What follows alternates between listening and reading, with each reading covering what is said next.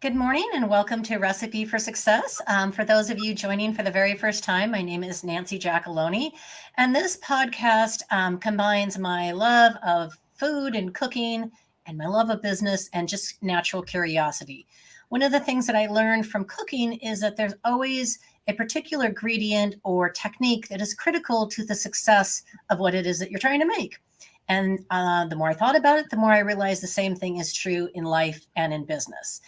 So today, I'm so excited to be joined by Tammera Hollerich.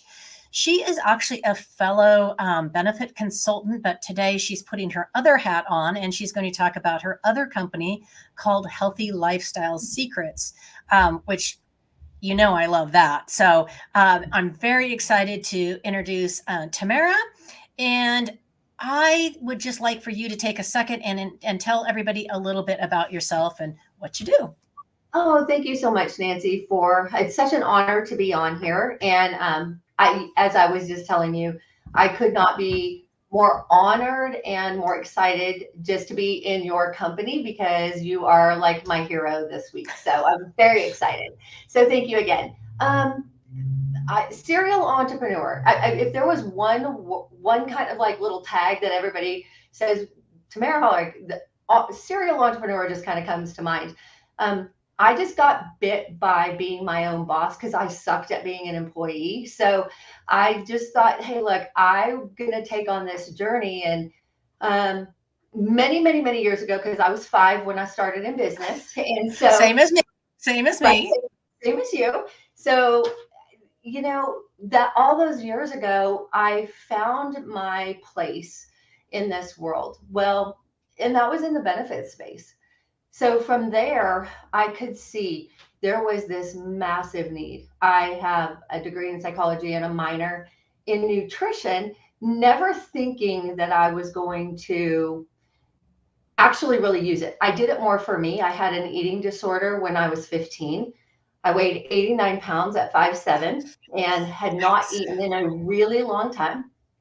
And so I ended up in the hospital on and on, that whole thing. I was lucky because I had a really good support team that, worked me through, and I kind of came out the other end. But the other thing that happened was then food became my friend and I went to 220. So like I've kind of been on every spectrum of that gamut. And in this benefit space, early 2000s, preventable disease medications just kept climbing, and they were all foodborne illnesses. So I thought, I can help here. I have that knowledge. Well, I got in trouble with the Texas Department of Insurance because they said, you can't do that. And I'm like, okay, well, then I'll just start another company. So I started another company and said, yes, I am, because they said I couldn't be the one to facilitate it, even though I'm a risk manager. They still said, you can't facilitate it. You can sub it out. So I just said, file the DBA. I'll just start another company. And hence, here we go with the serial entrepreneur deal. But in that journey for myself, I found a way to step into a group of people, be it the employee, that group of employees that works for that employer that I just happened to be already embedded in as the advisor, and said, look, let's look at these foodborne illnesses and let's do it a different way. And that's really how Healthy Lifestyle Secrets was born. Well, again, because we were both 5 when we started in this industry, we have seen a huge evolution. And I was in the industry for 10 years before I started my own business. So maybe I was still negative when I actually started. I was still in the womb. I'm not sure. But anyway, we've seen a huge evolution from not only the insurance perspective, but what people expect from their healthcare, what they're willing to invest in, what employers expect, et cetera. And back in the I want to say it was pretty much started in the 90s. And then in the early 2000s, there was a huge push for wellness programs. Mm-hmm. And it was pushed by the insurance carriers.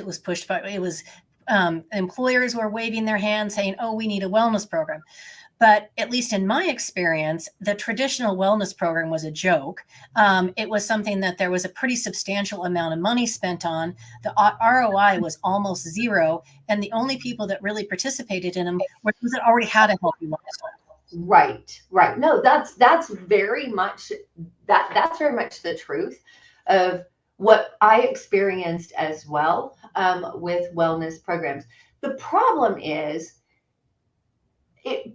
humans have to be held accountable, because if you leave it to ourselves to be accountable, we suck at it. We just suck at being accountable to ourselves, because we can always manipulate or get around. And then when the carriers started pushing wellness, they were pushing this online wellness or virtual wellness, and you can't hold people accountable because they can, like, let's be honest. I literally would watch employees go on to their portal with Blue Cross and plug in the steps that they put the pedometer on the dog so that they could get their gift card, if you will. And I was just like, okay, this is such a joke.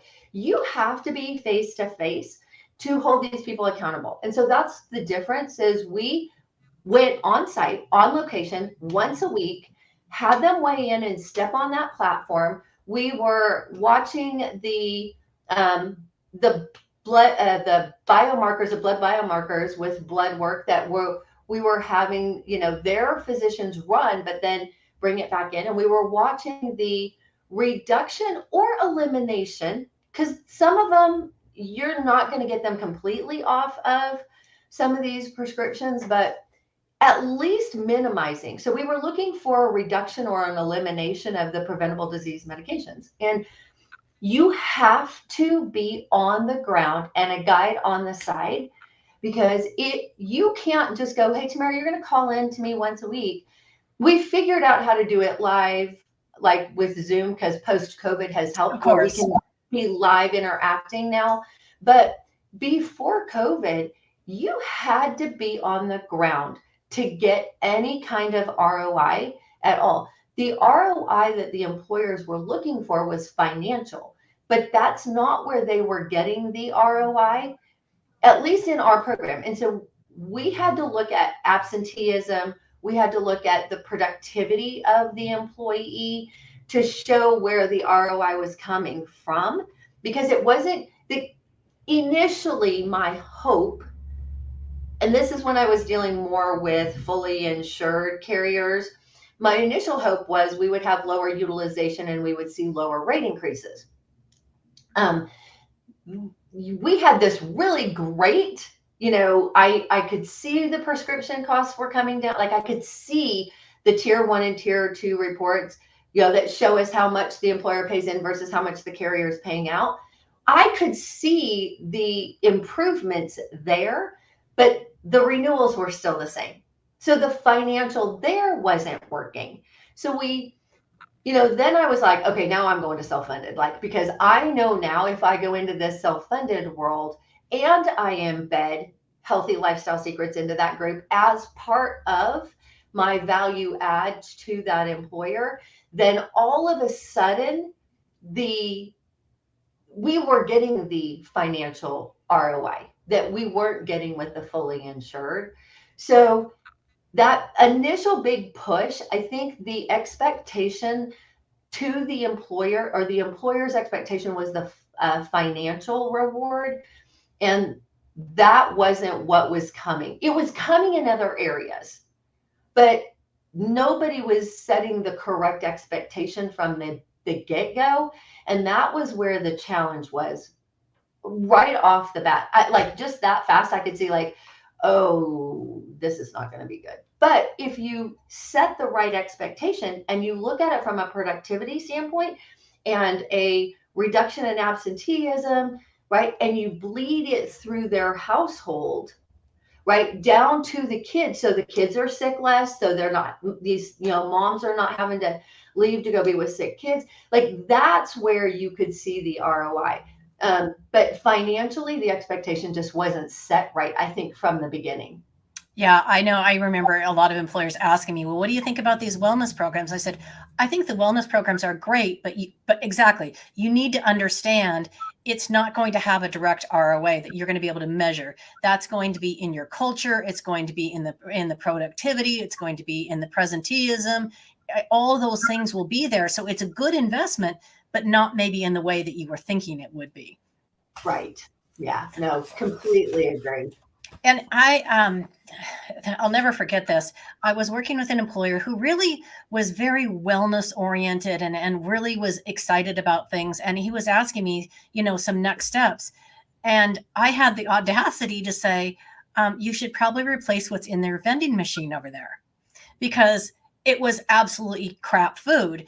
And he looked at me and he said, I can't do that because it was a manufacturing facility. And he's like, I need to keep my guys productive through the day. So his thought was these caffeinated drinks and this absolutely processed food, if he took that away, that he was going to lose productivity. And Wow. I don't care how much you invest in other things. You have this problem right here. I'm looking at it and you're unwilling to address it. Yeah.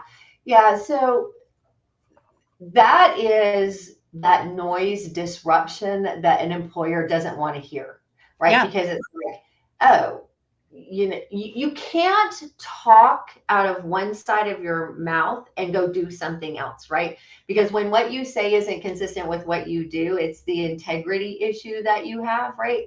So the employers themselves, I tell them, I'm like, if you're not going to implement, and it has to be a top down strategy, you cannot push from the bottom up in this particular arena. You can't. It has to be a strategy top down. And I said, if you're not going to, you aren't going to live it, you're not going to discuss it, then do not make it a priority in your organization. Don't try to bluff your way through it because it's not going to work because they're going to see right through you. It's kind of like you go to a doctor and the doctor's, 55 pounds overweight and he's telling you you need to eat better and exercise. And you're like, but what about, like, look at you. Yeah. That's the problem, right? And you hit it dead on. There is a risk tolerance level that employers just don't want to be the disruptor. So Yeah. they just don't. They don't want to be the disruptor. And I think that in the wellness, or if you want a healthy, productive culture, whether that's mental or physical, because you've got several pieces to this wellness. You've got financial wellness, mental health, and then you've got physical health, right? So if you are wanting a culture that has all of that, you're going to have to address all of it, but you have to walk it or it's not going to happen. It Yeah. won't. And we could go on about this subject for hours, but in our industry, in the way that you and I do business, is we deal with a lot of change management, and it has to be an employer that is willing to invest their time, their resources, and themselves into facilitating that change management process and be dedicated to it and know that there is going to be a little bit of noise in the process. It is change is uncomfortable. It's uncomfortable for I'm changing my 401k right now that I've had for my company for 20 years. And I'm telling you what, I don't like it. I don't like all the calls I've had to be. I'm like, gosh darn it, it was easier the other way. But this is a much better program and it was a really good move for me, but I'm having to go through it myself and I know that change is uncomfortable. So especially when you're talking about wellness, physical wellness, particularly, which is what we're talking about today, you have got to get behind it and you've got to support it and you have to provide the resources for it.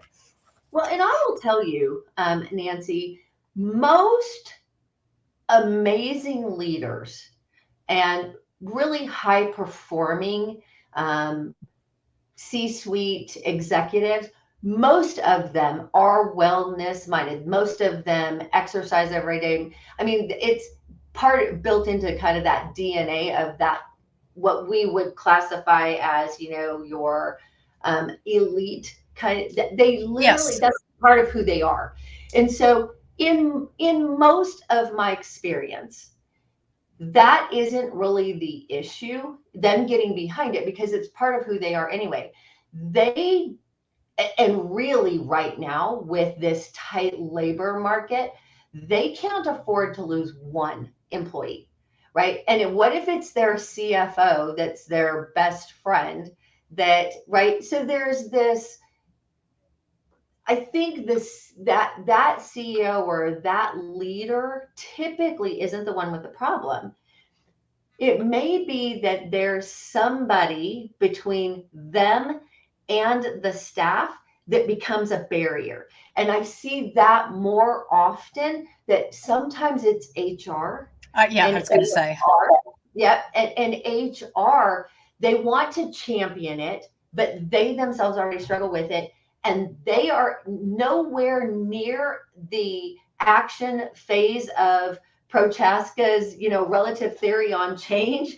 They are literally in pre-contemplation. Like they are like, I know there's a problem, but my genes, the mighty mice at night sew my jeans tighter, and so that's why they don't fit tomorrow, right? But it really is one of those things where I think leadership is like, yes, okay, HR, and then it just pushes downstream, and HR is like, well, we're going to hurt Susie's feelings because, Susie's really overweight, and, so they won't implement the incentives that they need that they need to implement to actually make these things work. Because if it's not incentivized, it isn't going to work either. Yeah. So one of the questions I'm curious about is, we've talked about this, is that leadership tends to be wellness oriented, fit, taking care of themselves at a reasonable level.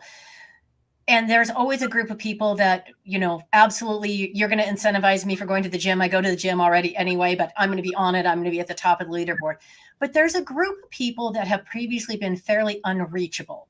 They want it, but they're a little bit afraid to take action. They're afraid to ask for help. They're afraid to admit that, maybe there is an issue there. How do you reach those people? I really believe that you have to be a guide on the side. And I said it just, a minute ago, but one of my company core values, and it's a core value I have anyway, our number one core value is love. You have to love these people and really love and care about them, and know that they are struggling.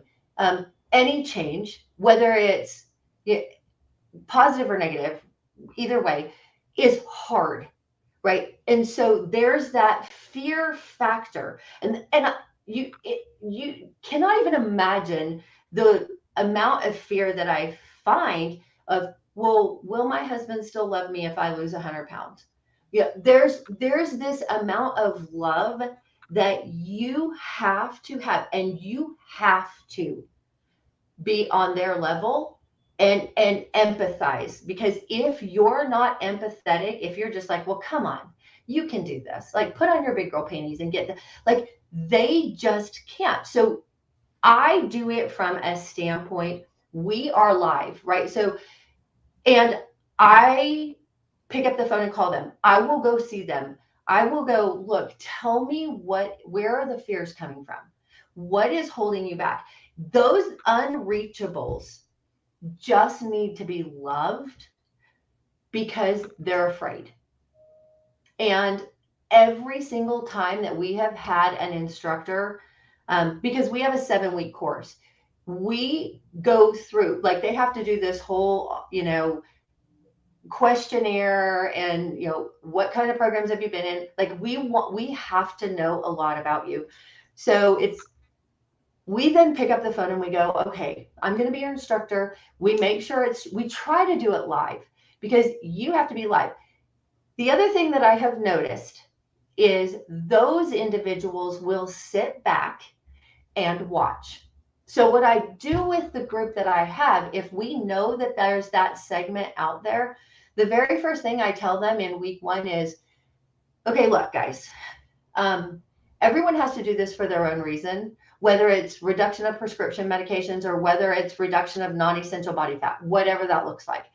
You have to do it for the right reasons, or when this gets hard, because it's going to get hard, right? You're going to, the shiny new object, right, is going to wear off, and you still have to have all 6 nutrients in the right allocation for your basal metabolic rate, right? Like you have to, so it's going to get hard. This is not a quick process. Never has been. There's no quick pill, nothing, right? So you didn't get here in a day. It's not going to go away in a day. So when this gets hard, there has to be a really deep motivation. But also know this, most of you are sitting here with me right now because you watched someone else, and know that someone's watching you, and you are now hope that something will really work and that it will be for them. So don't screw up my program, right? Like I joke with them, I'm like, but that is the truth. And then you use the employees that are being successful as buddies, right? They become that mentor, or you put them in a buddy system, and they become accountability partners.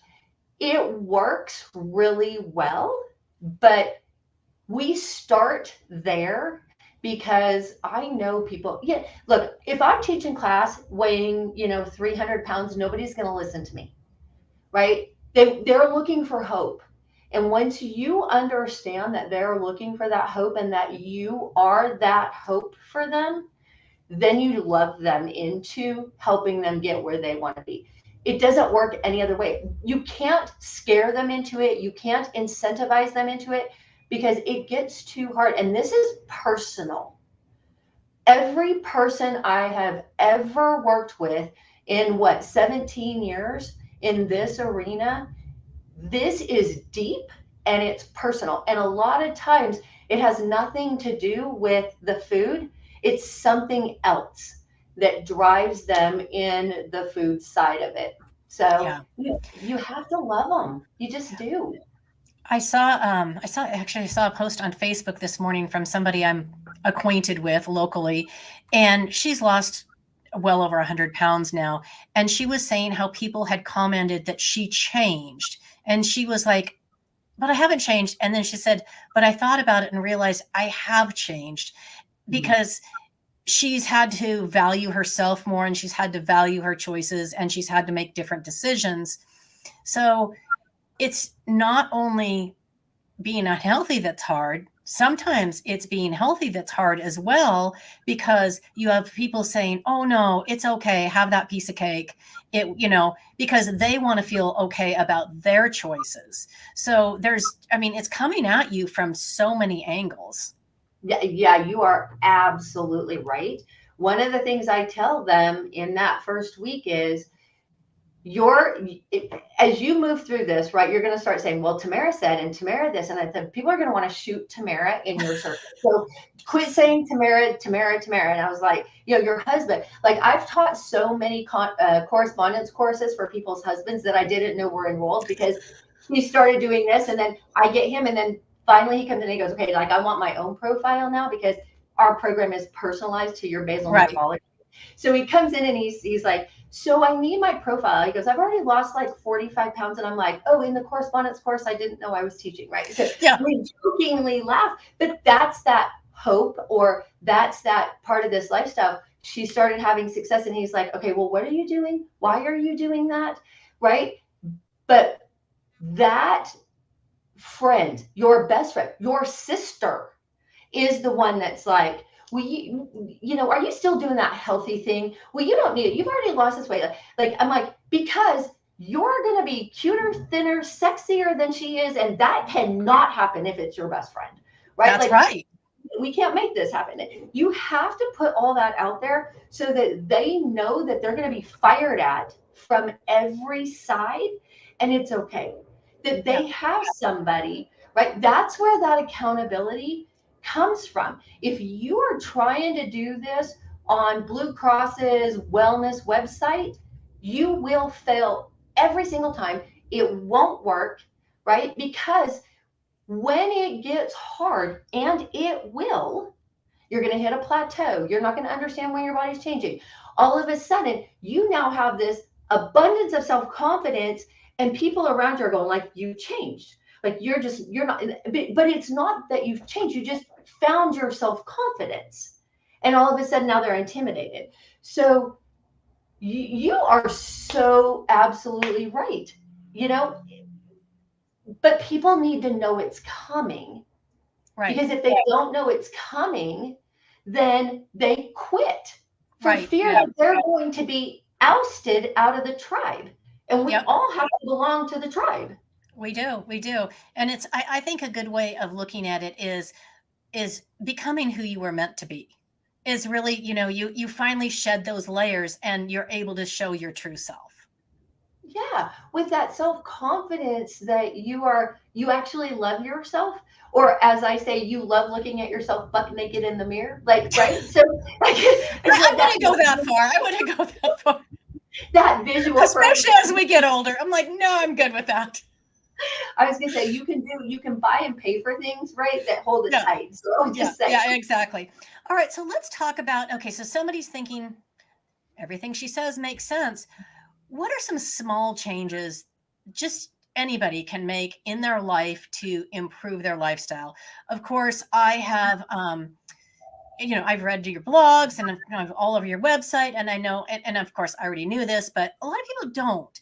Just the impact of sugar or diet soda because they think, oh, there's no sugar in that. Let's talk about those two things, the impact just those two things can have on a person's overall health. So let's go sugar first. Okay, so Okay, sugar is just the devil. it And is. it's this devil in disguise because you have to have it, but most people don't know how much is enough, right? So, and why do you have to have it? So, from the neck up, your body uses sugar as an energy source. It's what your brain operates on. So, when you have no sugar at all and you feel like crap, it's because cognitively your brain cannot function anymore. It doesn't have enough energy source for it to happen. Well, this is a really small space, right? Compared to from the neck down, your body actually operates on fat. So when we went fat free in the 80s, the obesity epidemic grew by 22% because they flipped everything from fat to sugar. So if they Yep. reduce fat, they jump the sugar. If they reduce the sugar, they jump the fat. The problem with that is if you don't know what the 6 nutrients are that your body needs every single day, you don't know your BMR, you don't know how to put those allocations together the right way for you, you're just eating to live, and the body overcompensates. Okay. You only need 23 grams of sugar a day to feed the brain. The average American is consuming 83. That is 4 times the amount. Why is that problematic? Because when you have excess sugar that the brain doesn't need, it goes, oh, I can just share with the lower half of the body. And the lower half of the body goes, score. And then all of a sudden it goes, oh, well, wait, that's not what we use. The liver goes, I got you. I can make this sugar fat and store it in a fat cell for later. And all of a sudden, you do over consuming sugar day after day after day after day, and you wonder why your pants don't fit. It's because the liver is converting sugar to fat and storing it for later. It doesn't realize there's a refrigerator 5 steps away that you can have whatever you want. All it knows is she knows something I don't. She's going to not have food for 5 days. I've got to store this. And then 2 hours later, you do it again. And that is why it's problematic. It's gotten one level deeper now because all of this conversion at the liver level, your liver is your most important organ in your body. It's got over 300 functions that we know of, and it's the only organ we have that can regrow itself. But when you keep doing this, and this is my passion in life because I watched my mom die from this very thing. She would not give up the carbs. She wouldn't. And when I say carbs, I'm talking starchy based carbs. She just wouldn't Yep. give them up. not the sweet. She didn't have a problem there, but she would not give up the starches. Well, she went from fatty liver disorder that is silent. You can't feel it. You don't know it's there unless there's blood work showing it. And said, I can't feel it. There's nothing wrong. Turns into cirrhosis, and she dies from liver failure 5 years ago. And I got to sit and watch her die from everything I teach everybody not to do. It's excruciating. So now you can only imagine. Come sit in my class. You are getting a full dose of how your body works, because I'm going to make sure you understand 23 grams of sugar. Now, let me put it into perspective. A small apple that fits in the palm of your hand has 14 grams of sugar. Sugar is sugar is sugar. Everybody goes, well, that's good sugar. I'm like, no, because inside your body, it doesn't go, oh, that's a Snickers. Oh, that's an apple. Like, it doesn't know the difference. All it knows is there's an energy source that is being provided. So when you hit over 23, the liver just starts converting, and you can't stop it. Now, you can mitigate it, and you can maybe dilute it, or you can maybe not put it in at all. But those are really about your only three choices. If there was one thing that you could do, because let's say hello, my name is Tammera Hollerich, and I am a sugar addict. Okay, right? So if there's one thing that I would say you guys can do right now, today, this minute, and it is the magic sauce, start drinking water. And I'm not talking about flavored waters, and I'm not talking about water with lime in it or filtered over a coffee bean or with a tea bag. I'm talking about just old, unadulterated water. Start drinking it. It dilutes sugar in your bloodstream, mitigating that load on the liver, right? So there's so many of these cool things. Like, one thing impacts your life massively. Just start drinking water. You will naturally reduce the sugar. You mentioned that there's 6 nutrients that everybody needs. Yes. What are they? Okay. In the order of importance to the human anatomy at the cellular level. Okay. Because we're nothing more than a bunch of cells mushed together. Yep. That's it. Okay. Water is number 1. You can only go 4 days without water before your body overheats and it kills you. So number 1 is water. Number 2 is protein. We as a society do not get enough protein at all. Number 3 is carbs. You cannot live without carbs, guys. Now, there's 2 kinds. You have starchy-based carbs. Does anybody know, let me ask you, Nancy, do you know what the definition of carbohydrate is in Webster's? Well, I left my Webster's at home today, so I didn't look it up before our call. So the answer is no, I do not.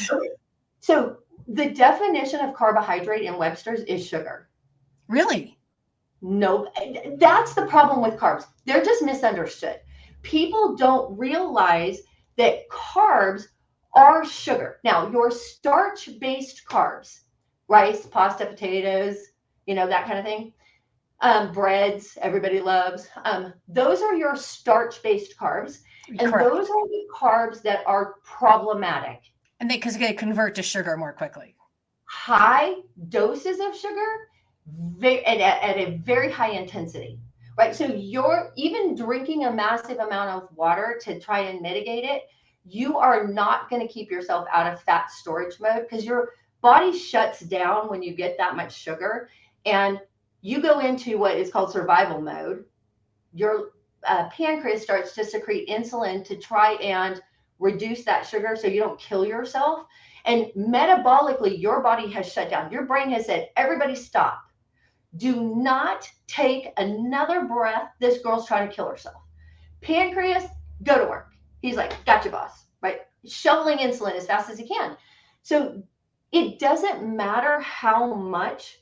When you're doing those starchy-based carbs like that, they're problematic. However, you also have the ability to consume starch-resistant carbs. So sugar-resistant. So those are your fruits and vegetables. So what do they have that your starch-based carbs don't that make them so good? They're loaded with fiber.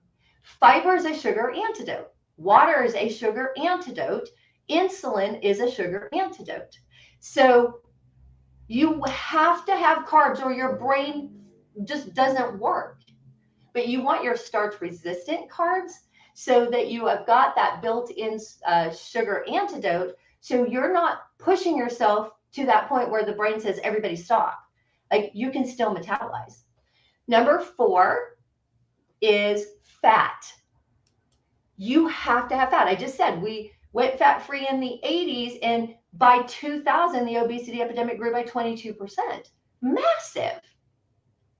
And then number 5 is vitamins. Vitamins come from plants. And number 6 is minerals. When you take that and you go, okay, these are the only 6 things I need every day. Now, how do you get them in? Using the food sources that we have available. And you have to get them right for your basal metabolic rate. So your BMR, not BMI, but BMR is exactly how many calories your body needs if you were brain dead. Right. So you take these 6, take the BMR, go, how do I get these allocations right for my body? Put it into a caloric deficit. You drop 50 pounds, 4 months, just like that, because you've gotten it right. So I have a couple questions for you. Okay, so we talked about the 80s. Of course, we remember Snackwells was the biggest contributor to that whole, disaster, the fat-free cookies and everything else that everybody thought was so amazing, but they were loaded with sugar. Right, but they're only 100 calories, right? Yeah, exactly. So there's a couple things that I see problematic for the average person when they're like, okay, I'm going to try and eat better. Well, the keto fad, I mean, personally, you just can't consume that much protein. The protein part is okay. It's the fat that I really have the issue with, and the lack of vegetables and fruits. So for me, that was problematic. I know that it worked for especially men, lost rapid amount of weight on that type of diet quickly.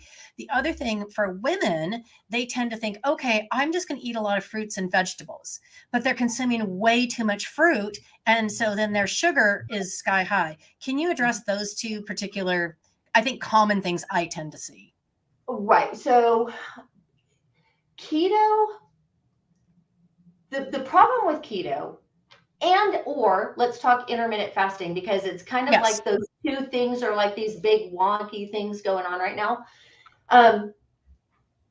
With keto, when you overload, male or female, any one of these 6 nutrients, your body has to overcompensate. You and I will remember who Karen Carpenter is, right? Of course. So why? And we know she had an eating disorder, right? Correct. So everyone thinks that she died because she was anorexic. That's not what happened. She died from heart failure because her body didn't have enough of the right nutrients in order. So when I say the body has to overcompensate, when you are going hog heaven over here, let's say protein and fat, and you're neglecting your starch resistant carbs, maybe not enough water, because maybe you're trying to do vodka and soda because somebody said, that's okay, it's keto, right? You with me? So when you're doing those things, the body is in overcompensation, and it only does that until it breaks down. And then what you're doing right now with your diet, your health regimen, whatever, the result or the impact is going to manifest itself 30 years from now, because the body is amazing. Like the most incredible thing on this planet is a human, because our bodies can do things when we're trying to kill it, not intentionally. We are killing ourselves with food here in the US. Okay. So when we're doing this, your body's overcompensating day in and day out. So now you've got a little bit of excess body fat hanging around where you don't really want it to. So you're just like, new fad, I'm going to do keto. And you put yourself into ketosis, which short term is not a problem. It's a built-in survival mechanism to make sure we use the stored fat as an energy source when there is no food source available. So let's go back to caveman days, right? Here we are, females. Our cave guys go out, they find us a buffalo, they're gone for 2 months. We're eating berries, waiting for them to come back. Well, our bodies are using these reserves until we have nothing left. And then it better come soon, right? And then we feast on what we have, then we run out, they leave for 4 months, we're back to where, so our bodies were built for that adaptation of not knowing where our food source is coming from. So putting yourself into ketosis short term is okay. It's this long term, not knowing what the actual result or fallout or damage that you're doing to your system is going to happen. So like you just don't know. You're just doing something because it's a fad. That's what I have a problem with. Because let's say you eat too much protein. Well, what happens when the human body has too much protein? It produces uric acid, and uric acid causes gout.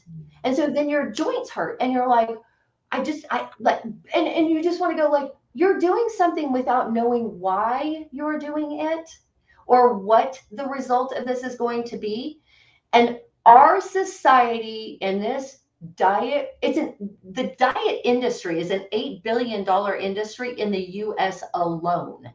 So you can only imagine these marketers know your wants, fears, and loves more than you do. And they are speaking volumes to you, sucking you in, and you're doing all this crazy stuff that is going to cause your body more damage 30 years down the road than you can even imagine. So the problem is with these fad things, let's just call them the fad things, is that people are doing things without understanding what or why they are doing them. And they're trying to reap the immediate benefits. The big one that you and I need to really be worried about right now is this fad where the doctors are now prescribing Ozempic and I was going to ask you about that. Right, they're for weight loss, diagnosing it as a diabetes drug, yes. But they don't have diabetes. They're using it for weight loss to get the insurance to pay for it. I'm about over it. I'm like so irritated about it. But it's that instant. We are a microwave society, right? Everybody wants that weight gone tomorrow. Doesn't matter how much it costs. If my insurance is going to pay and I'm going to pay a $40 copay, I don't care. Like that mentality of now is what's causing these problems all the way through. You didn't get into trouble doing this for one day. You're not going to get out of it in one day. Not and try and be healthy. If you're trying to do the fad thing, know you're going to have some health implications down the road. That's the problem. Well, side note before I ask you my next question is the Carpenters' Christmas album is still the best Christmas album of all time. 100%. Hands down. Okay, so one of the things that when you and I first chatted to decide if we wanted to do something like this is I was telling you about my cholesterol and that my doctor because I had said I don't want to take a statin because I understand the long-term implications of statins.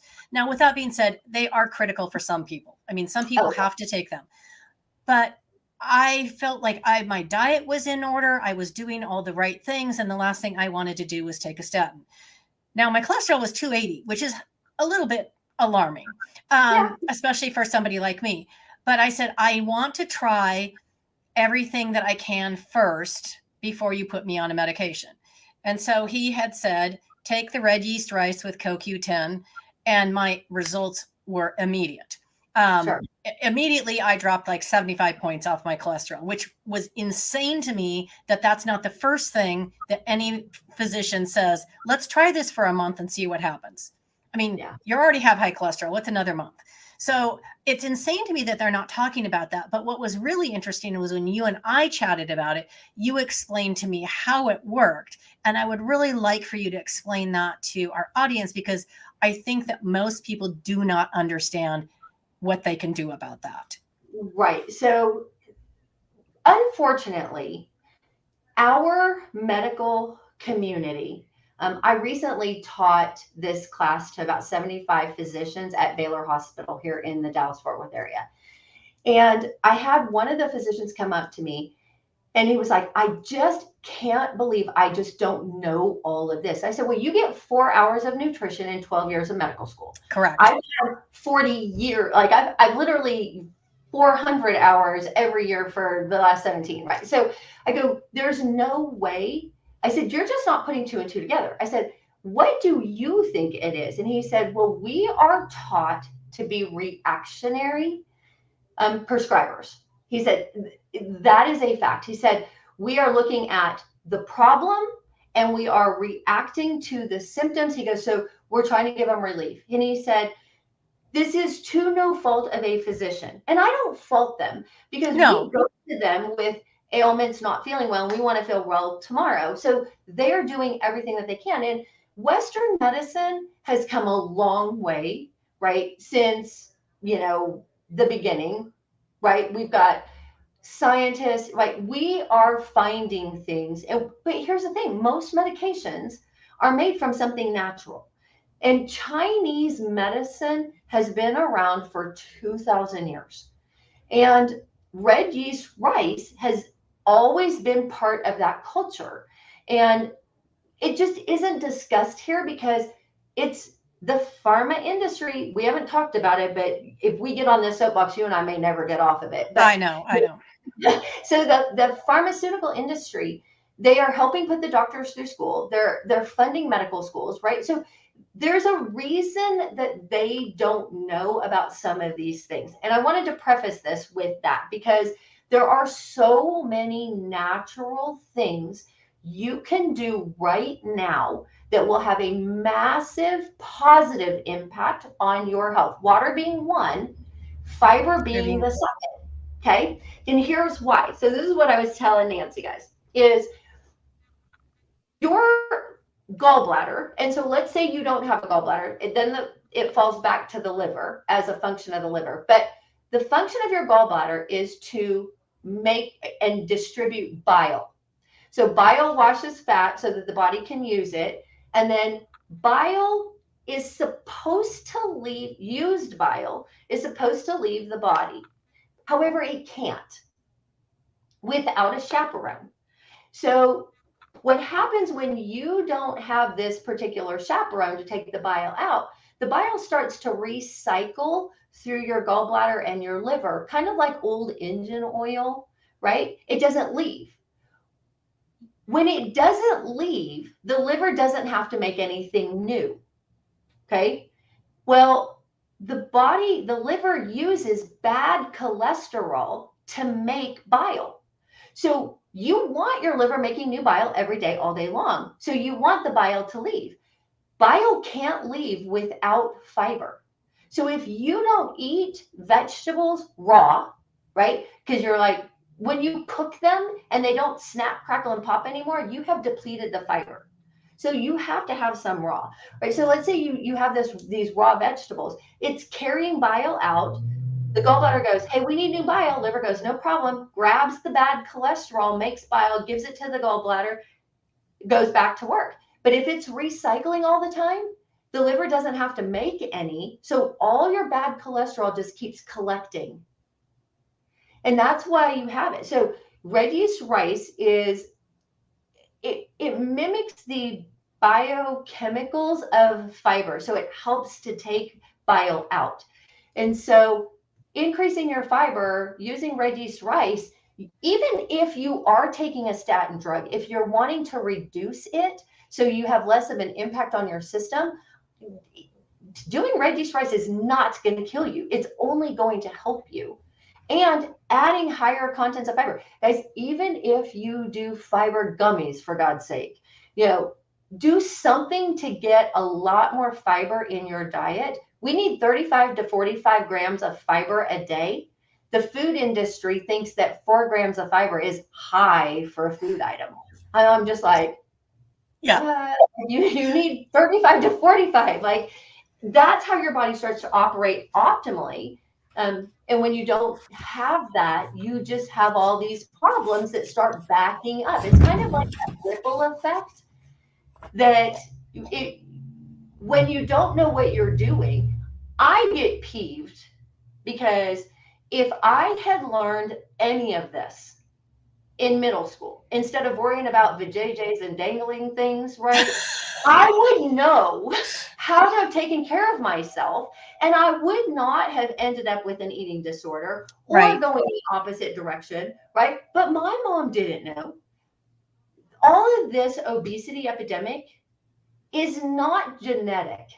Like it was like, well, I have big bones. No, most likely you don't. But this is not a genetic problem. It's a generational problem because your mom learned to cook from her mom, right? Her mom learned to cook from her mom, right? I learned to cook. My mom, God help my poor husband. It's a good thing I went this direction because we grew up on hot dogs and beans, Monday night macaroni and cheese. Like, I mean, that was the problem, right? Because that's how I grew up.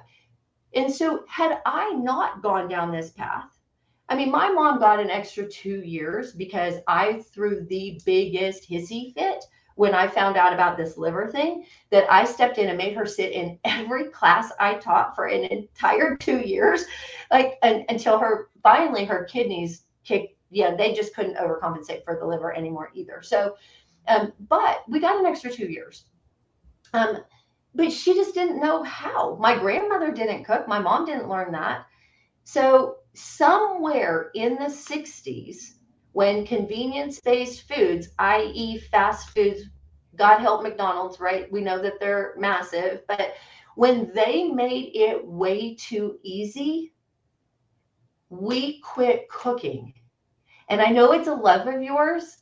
Um, we have to get back to putting real food, not dead food. You have to eat live food. You can't eat dead food all the time. Yeah, And I agree 100%. And it's, people say, oh, it's so hard to cook. I don't have time to cook. It's not hard. It's just, you just have to make a little bit of an effort. I mean, if you grill a chicken breast and have some sauteed vegetables or a nice big salad, it doesn't take you any longer than driving to McDonald's. It's no, not more expensive. It's not more expensive, and it's 1,000 times healthier for you. So, I mean, it's fun to cook a big elaborate meal or to make something fancy, but basic cooking is not hard. It's not complicated. Anybody can do it. no, Um, guys, I have 3 companies, right? Was raising teenagers. Um, I would throw something in the crock pot and I would turn it on low and it would be, vegetables. It might be, a roaster. It might be a whole chicken that just got mhm. roasted in, right? And whoever got home first threw the vegetables, in the oven to roast. And when everybody was there, it was like, here it is. It's eat when you get home. Um, but it's not hard nowadays with all of our ovens having the auto shut on, shut like turn on, shut off. Like I will just put an entire meal in the oven, tell it to come on at 6 o'clock and come off at 6:45, and it'll be in the oven when everybody gets there. It's just not hard. It's Well, not. it's like anything else in your life, whether it be exercising or work or anything else. You have to plan for it and you have to schedule it and you have to make time for it. And if you do that, then it becomes a habit, becomes routine, and it's something that you build into your lifestyle. It was really funny when my son was probably hitting that middle school age and they would go to birthday parties and they would go to McDonald's. He'd never been to McDonald's. I remember him asking, he's like, what do I order if I go to McDonald's? And everybody didn't believe me. They're like, you've never taken your son to McDonald's? I'm like, no. It just wasn't a thing that we did. But all right. Well, we have gone far longer than I normally do. But before we get to my 5 burning questions, I cannot resist addressing the fact you have 5 dogs. I only have 3. So tell me about your dogs. I want to know what they are, and tell me about their very cool superhero names. Okay, so I have 3 Japanese chins, which you don't see very often. They're small. I've got 2 small ones. They're like 4.5 and 5 pounds each. And then I have one that's like 9 pounds. He's a medium. I have what I was told, like jokingly, guys, I fell in love with this puppy that I was babysitting for my sister's neighbor. And I was told it was a Maltipoo. Um, he is now 25 pounds and he is a miniature golden doodle, but this is Zeus. So we have Zeus. Zeus is literally like all of them are the love of my life. So like normally Zeus would be sitting right here as my co-pilot, which would not be unusual at all. So Zeus is this miniature golden doodle. What jokingly I tell everybody 25, 30 years ago would have been a mutt at the pound is now Sure. an $800 designer dog, right? So I'm just like, this is nuts. Then I have my little three Japanese chins. I have Batman and Joker and Ninja. And then we just got a blue heeler puppy. We lost our blue heeler last year that we had for 15 years. And so Ivan said, I think it's time for me to get a puppy. Now it's my dog, but it's his dog. That is Xena. Yes. So we have Xena and Zeus, and we have Batman and Joker, and then we have Ninja, because Ninja's name fits him. He is a ninja dog. He can jump, he can karate chop, but he's cool because he says his prayers. He knows how to say his prayers. That's so cute. Perfect. Well, dog. we have 3 German short-haired pointers at home. My son has one that she's our office dog. So she spends all day here. So we love that. All right. Nice. So 5 burning questions. What's your absolute favorite food in the world, and can you cook it? Broccoli. I love it raw. And yes, I can cook it. Do you cook it? Half and half. I really prefer it raw with some ranch on it, if I'm going to be honest. But I like it roasted too. Everybody thinks it's bizarre, weird, because broccoli is my favorite food. I don't know what it is about it, but if I had my choice to eat absolutely anything, but I'm picky. I will say I'm picky. It has to be super tight. It has to be light green around the edges. Like, I'm super picky about it, but my absolute favorite food, broccoli. Okay, so broccoli snob, we can add that to your bio. Yes. Okay, so what's the one character trait that you admire most in other people, and why? Integrity. Because I think it's too easy to do the wrong thing when people are not watching.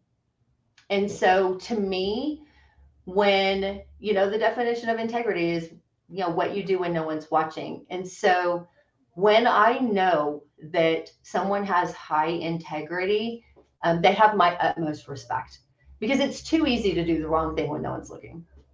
I love it. Okay, but now I'm going to flip the script and flip the mirror on you. What's the character trait in yourself you're most proud of, and why?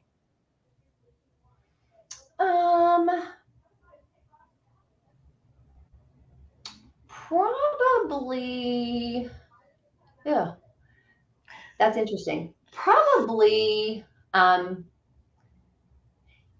would say my high level of integrity, probably, and it's probably why it's the one I look for in everyone else. Because there was a point in my life where maybe that integrity wasn't there when it needed to be. And it's something that I work on all the time. And because I work on it so hard, because it is easy when nobody's watching to just do whatever. And to not to do that is, there are days when I want to do the wrong thing. Like, I want to be mad and I want to lose my emotional intelligence, and but I don't. And it's because I know that so many people around me are watching me.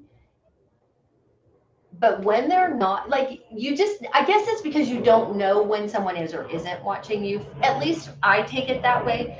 And because I worked so hard to have that high level of integrity, I would say probably in myself, if I was most proud of it about anything, it's where I was and where I have come on my level of integrity.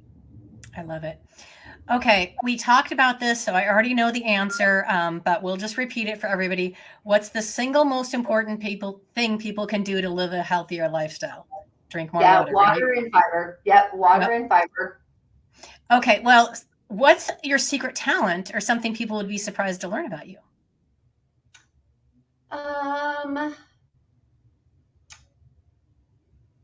Well, I think a lot of people don't know that I swam competitively all the way from like the time I was 8 all the way through college, and that I actually had the opportunity to swim Olympic trials in 1988. So a lot of people don't know that. That's very cool. Okay, last question. Who's the one person, living or dead, famous or otherwise, that you would most like to meet in person and have a conversation with? Einstein, because that brain that he had, I just want to sit and like, I want to go like, these people that are so incredibly brilliant, who everyone thinks were eccentric. I mean, they're like, he was weird, he was like, I just am so intrigued by that brain that is in that head. We all have that capacity, right? So they say we use 20% of our brain. So I'm thinking that there are these individuals, and Einstein's probably one of them, that use much more of that capacity, is why that they had that level of brilliance. Um, but I'm totally intrigued by the minds of exceptionally brilliant people. I love it. Well, this has been amazing. I already sense that we're going to have to do a follow up because we didn't even get to some of my questions. That I think this is such a great topic. Um, if people want to know more about healthy lifestyle secrets, where would they go? And go to healthylifestylesecrets.com. It's all spelled out. And everything and anything you want to know, you can get a hold of me through there. You could also get a hold of me at Tammera at healthylifestylesecrets.com. I'd love to hear from you. Happy to answer any questions. And if you need anything, please reach out. Thank you so much. This has been amazing. I could have gone on for hours, but we made it an hour. I think you now qualify as my longest podcast, and we could have gone longer for sure. So anyway, thank you again. And everyone else, I will see you next week. Perfect. Bye.